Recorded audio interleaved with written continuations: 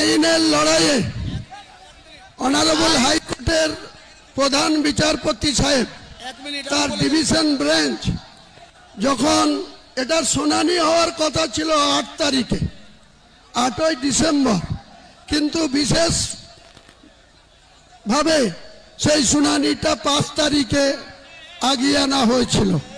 প্রধান বিচারপতিকে মেনশন করে ওনাদের পক্ষে যারা লয়ার ছিল তিনারা 8 তারিখের জায়গায় 5 তারিখে মেনশন করেছিল। আমাকে এত ব্যস্ততার মধ্যেও যখন এটা পিএলএ ফাইল হলো তখন আমি 3 তারিখে আমাকে জরুরি ভিত্তিতে জেলা ছেড়ে কলকাতায় যেতে হলো। এই আলী আফজল সাহেব থেকে শুরু করে কয়েকজন বিশিষ্ট আইনজীবীর সাথে 1 ঘন্টা পরামর্শ করে ওনাদেরকে আমি পাওয়ার দিয়ে আসলাম যে যা করার করতে হবে। যারা এটার জন্য রুখার চেষ্টা করছে, আমি কোনো অসাংবিধানিক কাজ করছি না।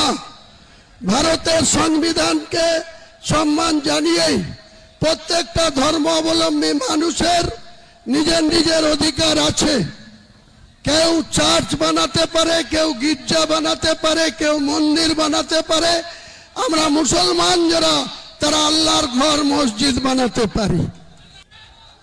এখানে মিডিয়া বন্ধুদের বলবো, ন্যাশনাল মিডিয়ার বন্ধুদের বলবো, আপনারা দেখতে পাচ্ছেন বাংলায় এবং ইংরেজিতে এখানে পবিত্র বাবরি মসজিদের ভিত্তি স্থাপন প্রস্তাব লেখা আছে। আপনারা একটু ওইদিকে লক্ষ্য করবেন, আপনাদের ক্যামেরা ওইদিকে ঘোরাবেন, গোটা ভারতবর্ষ দেখুক যে এক শ্রেণীর মানুষ এটা হতে দিতে চাইনি। বাবরি মসজিদ নাকি ভারতের মাটিতে হবে না। আপনাদের অবগত করার জন্য বলি, 2019 সালে সুপ্রিম কোর্টের প্রধানমন্ত্রীর যে ব্রাঞ্চ, ফুল বেঞ্চ 5 সদস্যের, তারা দীর্ঘদিন ধরে এই মামলার শুনানি করার পর 2019 সালের নভেম্বর মাসে একটা জাজমেন্ট এসেছিল। সেই জাজমেন্টে কোনো পেপার ছাড়াই প্রত্যেকটা মানুষের অধিকার, যার ডিড এবং ডিডের বলে যার মিউটেশন, কনভার্সন, অর্থাৎ কাগজ কলমে যে মালিক, সেই মালিকানার প্রত্যেকটার অধিকার আছে। সেখানে কি বানাবে, কি করবে, হিন্দু ভাইদের মন্দির করার অধিকার আছে, আগেই বললাম গির্জা করার অধিকার আছে, চার্চ বানানোর অধিকার আছে, তেমনি মুসলমান ভাইদের পবিত্র আল্লাহর ঘর মসজিদ বানানোর অধিকার আছে। সুপ্রিম কোর্ট যে জাজমেন্ট দিয়েছিল, সেই জাজমেন্টে যেমন উইদাউট কাগজপত্র ছাড়াই, রামলীলার কোনো ডকুমেন্টস ছাড়াই, শুধু বলেছিল মানুষের আবেগকে ছাড়া দিয়ে অনারেবল সুপ্রিম কোর্টের 5 সদস্যের ডিভিশন বেঞ্চ সেদিন বলেছিল যে এক শ্রেণীর হিন্দু সমাজের মানুষ এখানে বাবরি মসজিদ ভেঙে দিয়েছে 1992 সালে। সেখানে তাদের আবেগকে গুরুত্ব দিয়ে সেখানে রাম মন্দির হবে।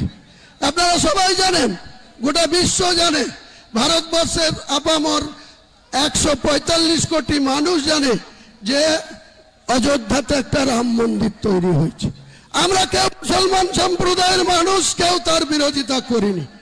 আমি যেদিন 12/12/2024 কলকাতায় আজকের দিনে এই ভিত্তি স্থাপনের কথা, বাবরি মসজিদের ভিত্তি স্থাপনের কথা বললাম, তারপরেই সঙ্গে সঙ্গে দেখলাম কিছু সংঘ পরিবার, কিছু মহারাজ সাগর দিঘিতে একটা রাম মন্দিরের আবার শিলান্যাস করলেন। আমরা কেউ বাধা দিতে যাইনি। আজকের দিনে এখানকার একজন বিজেপির নেতা, আগে জেলা সভাপতি ছিল, এখন রাজ্য কমিটিতে আছে, সাকারাপ সরকার, তিনিও সঙ্গে সঙ্গে বললেন বহরমপুরের কোনো জায়গায় রাম মন্দির করবে।